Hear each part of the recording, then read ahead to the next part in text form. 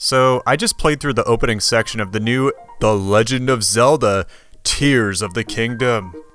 And it was incredible! The sights, the sounds, the new gameplay mechanics they introduced, all breathtaking, all mind-blowing, and best of all, it was fun. Clearly this game knows what it's doing.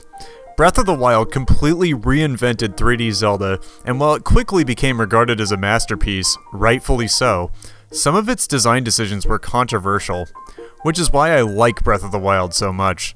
The weapon durability system, the cooking, I've never played another game like it. I've never felt so connected to a game world, which is why with the announcement of Tears of the Kingdom, I was a little worried that the developers would see some parts of Breath of the Wild as missteps after hearing random people complain about them, and smooth them over for the sequel in a misguided attempt to make a game that tries to make everyone happy. Fortunately, this was not the case. Just a matter of hours into Tears of the Kingdom, it's obvious that this game is confidently a sequel in the truest form, and completely doubles down on everything that made its predecessor unique while doing new things with it. Right from the start, this game grabbed hold of my attention and kept it there in a headlock as I continued to play through the opening. The story, the lore, the atmosphere, the soundtrack, the exploration, everything was absolutely captivating and breathtaking. Every second I was dying for more.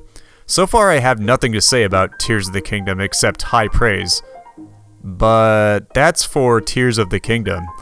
There is one thing I couldn't help but notice, and it happened to be something I thought about often even before the game came out. The opening. You see, Breath of the Wild didn't just have a good opening, or a great opening. Breath of the Wild happened to have, quite possibly, the best opening section to any video game I have ever played. Given how perfectly it executed everything, how it deliberately operated, how it was paced, and the payoff from completing it, I was certain that everything good about it were things the developers were aware of.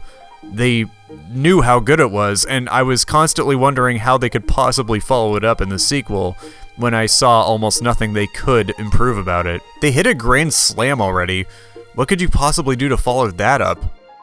Well, and I know Tears of the Kingdom just came out and we're still all really excited about it.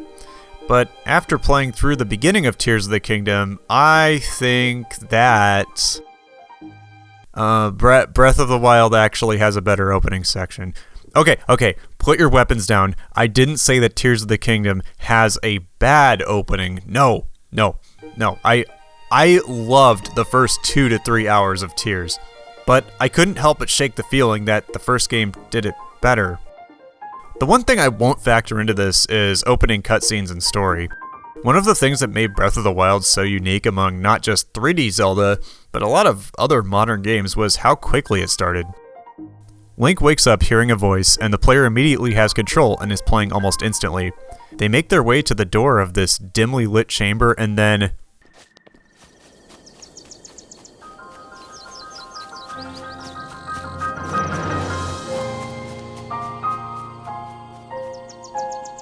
boom. There's your world. Now go explore. Tears of the Kingdom has a much longer, story-driven, cutscene-heavy opening, except because this game is a sequel, it's part of an already ongoing story, not the beginning. It needs to feel like it. The game drops the player right in the middle of this super tense, suspenseful descent that not only sets up new lore nicely, but also actually explains why, in this game, Link is starting off completely downgraded from the last one. At least canonically, Link fully powered himself up in the first game. Despite how different this is, I don't think this counts as part of the opening. It's more like a prologue to the actual start of the game. The prologue to the Chapter 1 of the game itself. The actual moment Link wakes up and emerges out into the game world for the first time feels a lot like the first game. Another thing I won't be complaining about is the fact that Breath of the Wild showcased the entire game world in its intro, while this game confines everything to the sky plane. This was clearly meant to create a sense of unfamiliarity and disorientation, and while one of the strengths of Breath of the Wild's opening is lost, it gains something equally amazing in exchange. I mean, this reveal hit me just as effectively as the first one did, possibly more so. Let's just look at my reaction to prove it. Oh, here we go. Here we go. Big reveal moment. Just like the first game.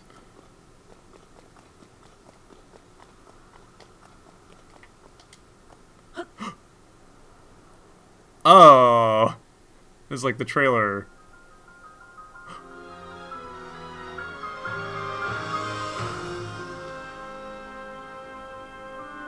Whole...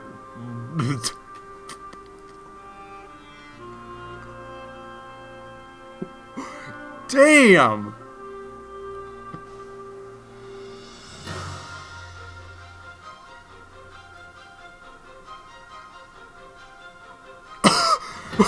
Whoa!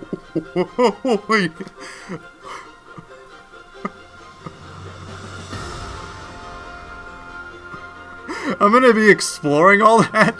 Damn.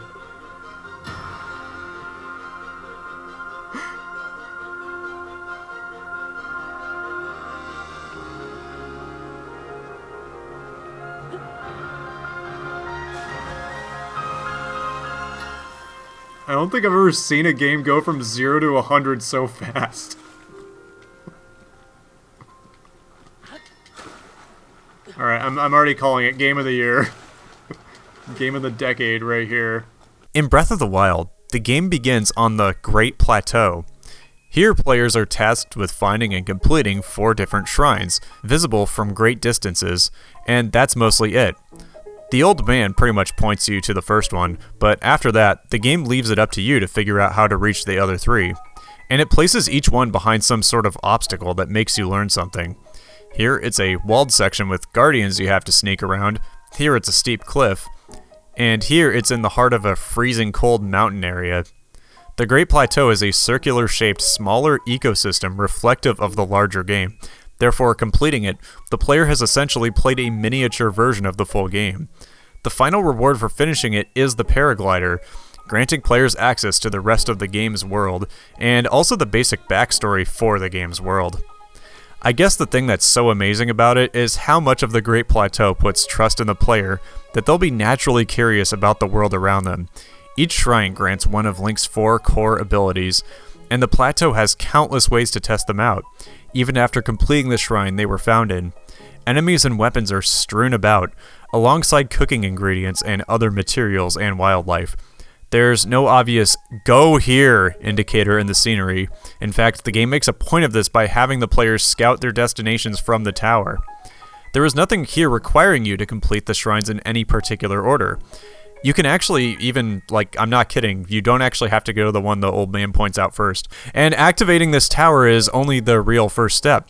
That kind of freedom is representative perfectly of what's in store once you leave the plateau. Tears of the Kingdom has an amazing opening as well. The last thing I want to do is make it sound like I didn't enjoy it. As a matter of fact, if I had nothing to compare it to, I might consider this one of the best openings to a video game. After the door opened and Link jumped down, I felt like a fish out of water. Literally. Swimming out of this pond, I felt like I was setting foot onto an alien planet.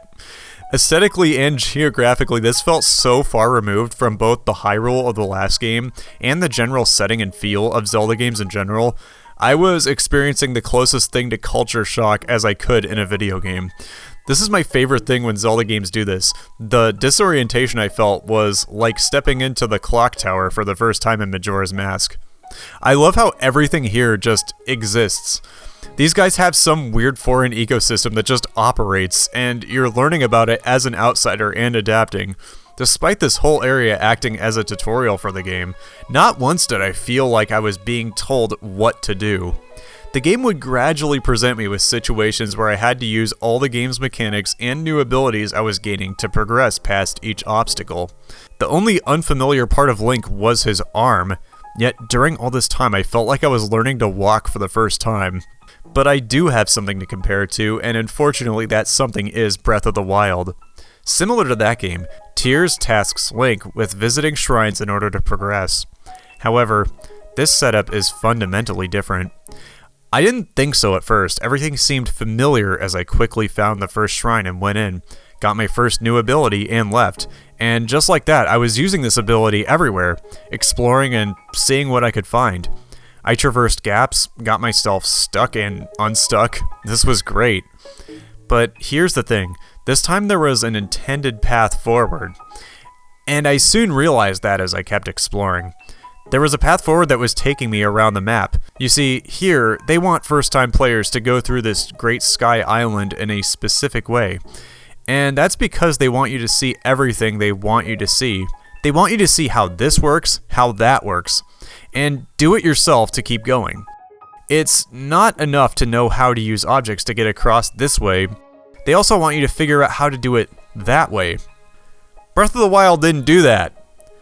The brilliance of Breath of the Wild is that when you started the game, it hardly told you anything. It literally gave players the absolute bare minimum information to get started and play the game. The rest was up to you. It trusted that if you wanted to explore the world, you were also a curious person who wanted to explore their own possibilities as a player. I remember wandering in circles on the Great Plateau the first time I played the game. I was not used to a game expecting me to figure out how to reach my goals rather than follow an obvious path. But none of this was boring because it was so exciting. Being on an area literally referred to as the isolated plateau was so exciting because it kept this mystery alive of what the surrounding kingdom would be like when I got off of it. I was already making so many decisions on my own, and it blew my mind because this was just the beginning. Plus, getting each new ability felt like one step forward on its own. I'd run around an area I'd just been in, trying it out. The game wasn't telling me to chuck bombs around or lift around metallic objects. I was doing it because I could. Breath of the Wild wasn't really telling me what to do besides completing a large task, getting off. In both games, there's a building that serves as the final destination to the opening. Coincidentally, they're both called the Temple of Time. In Tears of the Kingdom, that's immediately obvious right away. Link is denied access to it, and that's why he has to visit shrines, first to unlock the front door and then the back door. The second I was told to visit shrines, I knew where I was coming back to. After I figured out where the second shrine was in relation to the first, I began to map out a rough path of where my journey would go and then end up back at the temple. In a way, it was just like going through a dungeon in an older 3D Zelda. In Breath of the Wild, there was no, quote, last shrine, and I had no idea what was in store for me. The game tells you nothing until you get all 4 completed. And even then, it doesn't outright tell you where to go or mark it on your map. The old man tells you to look for where the 4 shrines intersect on the map, and go there. I pulled out my map, stared at it for a few seconds, and then I had this jolt of excitement where I was like, holy shit, that's the Temple of Time. Heading over to this place felt like running to the tree on Christmas morning. I was about to get the paraglider I'd been promised. And before that, you find a statue and spend your pearls for a health or stamina upgrade. Again, more decisions. In Tears of the Kingdom, they make you get a health upgrade this time, without letting you choose anything different, because that's how you pass the second door. See the difference between this design philosophy? Well, sorry for all the complaining. So far, I love Tears of the Kingdom and still want to compliment it. So I'm just going to go ahead and do that. When I woke up here, I noticed these oddly positioned gears in the background. Well, a cool thing is that once Link gets access to all his ARM abilities, the game has you go back here and use 2 of them to traverse these and access the final shrine. Total classic Metroid design, and I love that the game, in true Breath of the Wild fashion, didn't tell me exactly how to get to the last shrine. I saw where it was on the map, and I put 2 and 2 together and remembered where I'd seen those gears, and that right there was a satisfying aha moment. You see, it might seem like I'm purposely trying to find something negative to say, but that's not the case. It's just that I've played through the opening of Breath of the Wild a lot, and the reason why I find it so fun is because each time I'm allowed to try something different. Of course, Tears of the Kingdom is a brand new game. There might be a ton of creative ways to tackle the Great Sky Island that I don't know about yet, but what I'm trying to analyze here is the intended first-time experience of both games, and I think Breath of the Wild has stood the test of time. And while Tears of the Kingdom floored me with how amazing it was during its opening, I don't think the design of it has managed to quite stick the landing as perfectly as Breath of the Wild's did. But still, Tears of the Kingdom is amazing so far, and my journey has just started. I was extremely impressed by how far they took the gameplay of Breath of the Wild and did new things with it, and I am dying to finish the game. I've rarely had a game leave me in a state of perpetual awe like this one did. Sometimes I forgot I was playing a video game because I felt like I was literally walking around in a living, breathing Roger Dean painting. And that's the biggest compliment ever. Anyways, I've got more Tears of the Kingdom to play, so excuse me. Ugh, no. Great, that just ruined the mood.